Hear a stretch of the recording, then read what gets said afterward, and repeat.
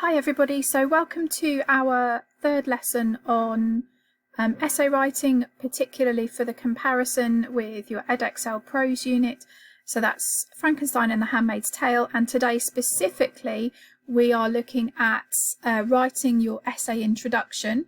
At the end of us going through this, you're going to write introductions for the topics that we looked at in the previous lesson where you did some planning.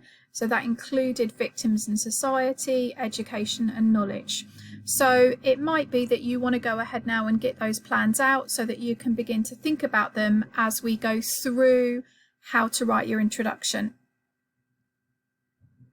So just like in the last video, it's really important for your introduction that I give you this caveat. I am going to teach you quite a structured format for an introduction today. But there is no one correct way to write an introduction, and if you move the elements around or don't include all of them, you're not going to suddenly not be able to get really good marks in your exam. The purpose of the structured introduction that I'm going to go through today is to make sure that you've got all of the elements present to set up your essay really effectively. It's the same essay structure that we'll be using when we come to write up your introductions for your coursework. And so it's one that you can kind of create a habit of getting into writing. And therefore it makes it a little bit easier in exam conditions when you're kind of under stress, that you have got a sort of formula that you can go back to if you want. If you don't like that kind of thing at all, if you don't like a tight structure, then you can watch this video, you can write your own introduction. There's no worries about that at all. So these are principles, not hard and fast rules. So then we need to understand the purpose of the introduction first. And your introduction in your exam essay particularly serves two purposes. Obviously, it outlines what your main arguments are going to be in relation to the question topic that you've been set. It also is a really good opportunity for you to introduce the two novels and their context. And so if you think about the assessment objectives for Edexcel, when you outline your main arguments, you're hitting AO1 and you're hitting AO4 because hopefully you're talking about some comparison within that, arguments that are similar or maybe similar but nuanced across the texts. By introducing the novel, you get to use some of that key terminology that you will have looked at. So perhaps we might want to introduce science fiction, the Gothic, Romanticism in your introduction with reference to Frankenstein. You could talk about dystopia. You can talk about theocracies, patriarchy. You can talk about speculative fiction in your introduction with regards to The Handmaid's Tale. And so that hits AO1 in terms of your academic writing. And now, because we've talked endlessly about the idea that these texts are written, the purpose of these two texts is because they are critiquing, they are exploring, they are discussing from many different angles issues in society in the time that they were written. This also gives you an opportunity in your introduction to just put something in about the context and how that relates to the texts and the topic that you are dealing with. So then we have AO1, we've got AO4, and we've got AO3 covered off in the introduction. And that really means that you're beginning to push your way up the bands before you've even got to the kind of meat of your essay. The challenge is that it needs to be very clear. You don't want any waffle, any superfluous or redundant language.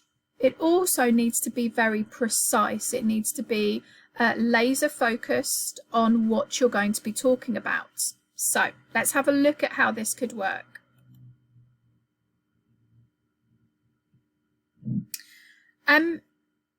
I've got quite a model that I'm going to show you, and on the next slide you could screenshot it if you want to, but just a reminder here of some really basic do's and don'ts. So the don'ts are particularly don't use the word I in this essay. I will be discussing. We want to avoid the use of the kind of personal pronouns at all in any of your essays. You don't want to start arguing your theses, your statements at all. So you will introduce them, but you don't want to start explaining them. But you also don't want to overgeneralize to the point that you're not saying anything at all. And we've talked about overgeneralizing with regards to context. So this idea that everybody in Europe was thinking that scientists were gods, for example. So that would be a huge overgeneralization. So you need to have that specificity to ensure that you aren't making the mistake of overgeneralizing. So then this is a kind of another checklist, and I've got a checklist at the end for you as well to really kind of hone in on what you're meant to be doing. So we're going to use this funnel approach. We're going to start off by talking in the widest sense about the topic that you've been given in your exam, and the example that I'm going to give you is science, because we talked about that together in the last video. So that's the widest idea about science in general. Then as you come down the funnel, you're going to funnel that into specifics about how science is discussed in The Handmaid's Tale, how science is discussed in Frankenstein, and how that relates to the context and why that relates to the context. And then as you get even narrower, you're going to narrow it down to your main arguments. And that will be 3, hopefully, arguments that you're going to make throughout your essay. And that summarizes the 3 comparative paragraphs that you're going to have written, which is why you needed to plan before you do your introduction, because you can't write your introduction unless you know what your 3 comparative paragraphs are going to be about. So let's have a look what that looks like with relation to the topic of science. So you can see here I've got 6 bullet points for you. So these are almost like the 6 sections of your introduction, the ones that I've just spoken through. So we've got number 1 there, it says a general overview of the topic in relation to the ideas in the text. So the topic is science, so it's a general overview of science, but not like science in general, like science in the world, but science in relation to Frankenstein and The Handmaid's Tale. Then we've got the specific introduction to Frankenstein, and again a focus on science, and the link to Frankenstein's context, and again the focus is going to be on science. Then we connect to The Handmaid's Tale, so you're going to want some kind of comparative connection there, and again we introduce The Handmaid's Tale as it relates to the topic of science and the context. And so this section that's 2 to 5 here are sentences that you can reshape and rework every single time you write an introduction, and just adjust certain words and certain phrases so that you're speaking about a specific topic. But there are certain things that you might decide that you're always going to say. And then number 6, the last one, is where you summarize your arguments, and you can see here I've done that in just 1 sentence. And so I'm kind of going so this is what science is, and it is 1, 2, 3, and those are the 3 arguments that I'm going to give, and those could almost be bullet points, but of course they're not going to be because you're writing an essay. All right, so let's have a look at what this sounds like. So number 1, general overview of the topic in relation to the ideas in the text. So we're talking about science. While for many, science is an essential part of progress towards a better future, it also has the power to oppress, control, and even kill citizens. That should be, I'll correct that. Science without limits can pull humanity from disaster, but also plunge it into the abyss. So it's quite focused on science, and it gives some quite nuanced explorations of science as related to the topic towards a better future, but it has the power to control, oppress, and even kill. Okay, but we haven't mentioned the texts at all yet, so it's like I'm unpicking the word science from the essay question. So then I go straight into my section about Frankenstein.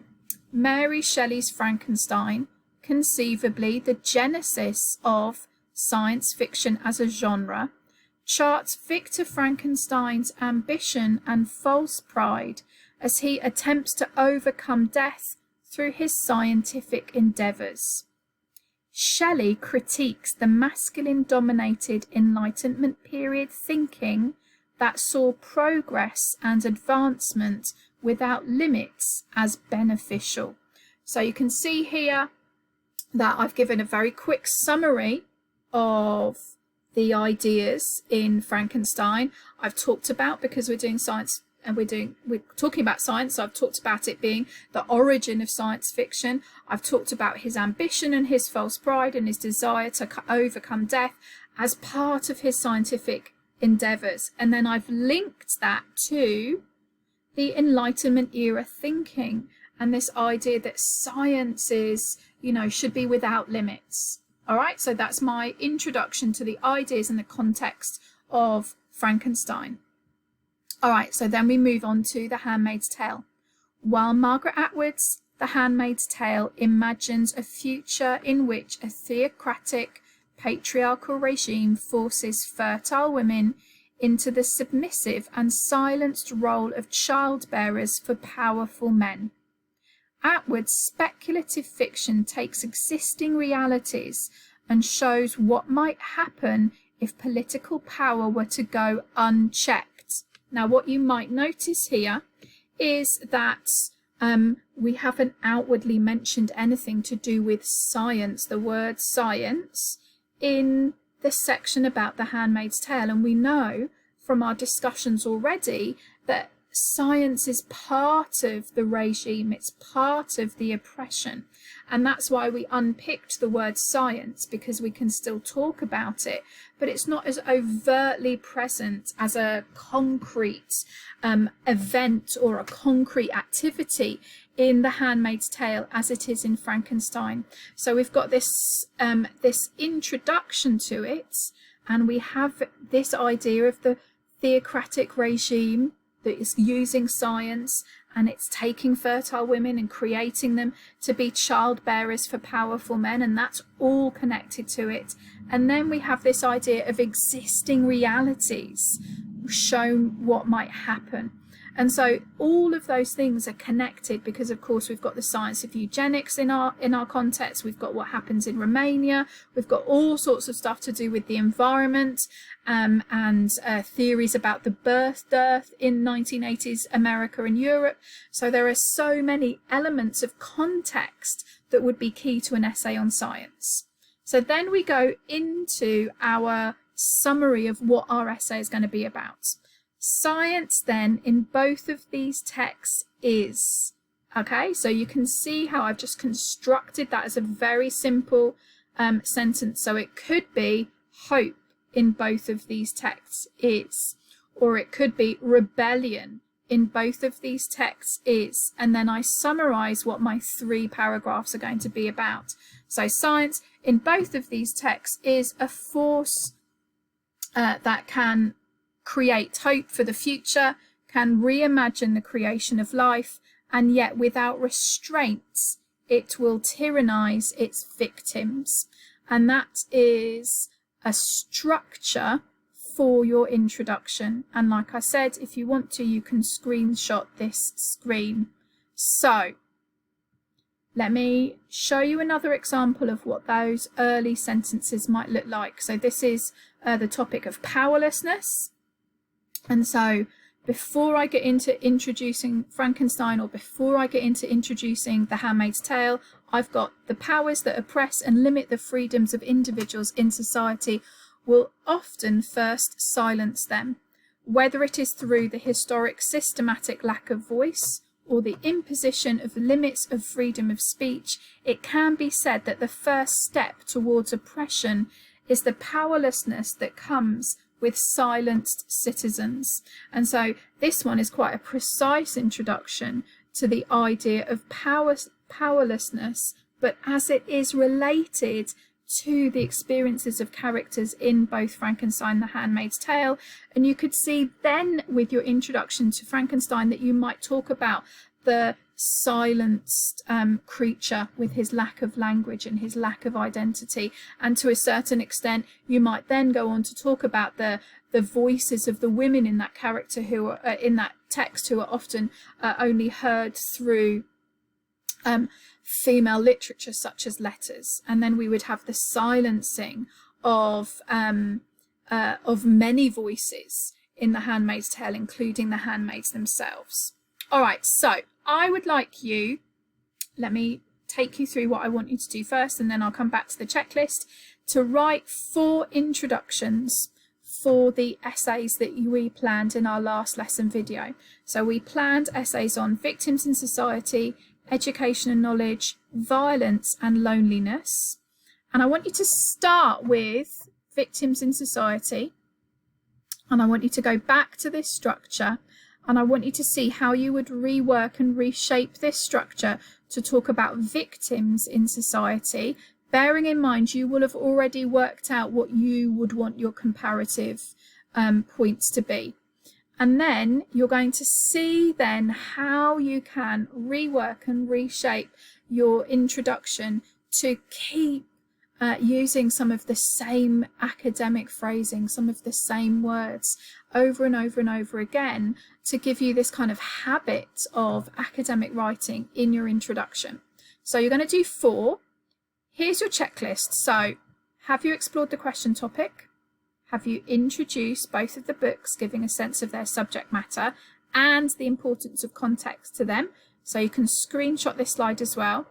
Have you briefly explained why the text can be compared in relation to the question?